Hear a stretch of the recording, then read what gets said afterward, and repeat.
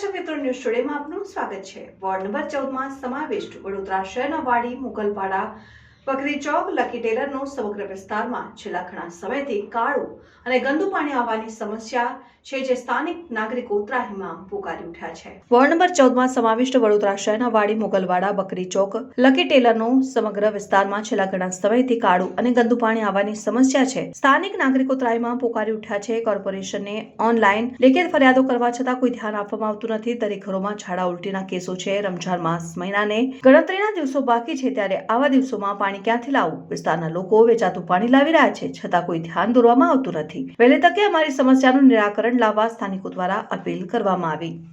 અમે ward number 14 માં રહીએ છીએ, મુગલવાડા, બકરી ચોક મદ્રેસાના પાસે। આજે કેટલા દિવસથી પાણી ગંદુ આવે છે, નાનો બાળકો, મોટા, બુઢ્ઢાઓ બધા। એટલે અમારું તો પાણી વેચાતો લાવવું પડે છે ને આમાં પછી શું છે કે પાણી ગંદુ આમાં બધા આવીને જોઈને જતા રહે છે, કોઈ આવા કરવા તૈયાર નથી। એટલે આજે કેટલા દાડાથી પાણી એકદમ ગંદુ આવે છે। અમે કમ્પ્લેનો કરીને થાકી ગયા। એટલે પાણી ગંદુ આવે એટલે મતલબ એ શું છે, અને અમારો અપવાસ મહિનો ચાલુ થાય છે।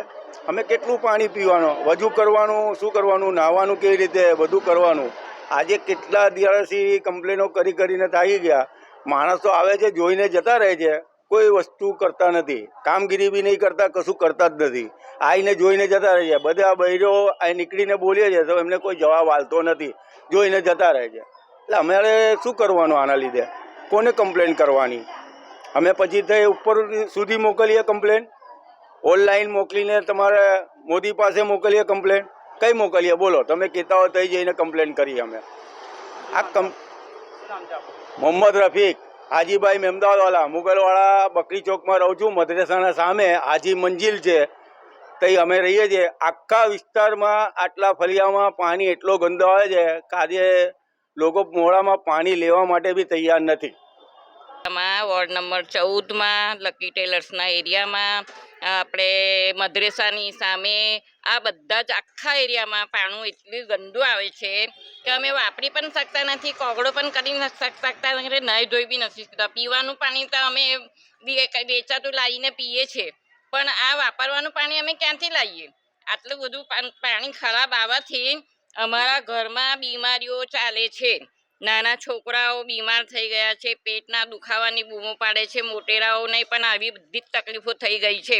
અમારે હવે શું કરવાનું? અમારે કોને કહેવાનું? આજે 15 દિવસ થઈ ગયા, અમે વેચાતું પાણી બી કેટલું લાવીને પીએ। હવે અમારો અપવાસ મહિનો આવે છે, અમે શું કરીશું? નાવા ધોવાનું તો એટલીસ્ટ અમે પાકી સાકી માટે તો જોઈએ કે નહીં, વજુ કેવી રીતે બનાવીશું અમે? પીવાનું તો અમારો આખો દિવસ અપવાસ મહિનામાં પાણી હોતું જ નથી, પણ સાંજ પડતા પણ અમને જોઈએ છે તો ખરી ને। ઘરના બીજા નાના નાના બાળકો હોય, વડીલો હોય, વૃદ્ધો હોય, એમને અમે કેવી રીતે સંભાળીશું? આ બીમારીનું કારણ થશે તો આની જવાબદારી કોણ લેશે? અમારા આગેવાનો આગે આવે અને અમારા પાણીની સમસ્યાને દૂર કરે, બસ। આપનું નામ અને કયો વિસ્તાર છે? આ મુગલવાડા વિસ્તાર છે, તાલીમુન્નિસા મદ્રેસાની સામે અમે રહીએ છીએ, અને અમારા એરિયામાં આખી લાઈનમાં જ ગંદુ પાણી આવે છે। રોશનબેન।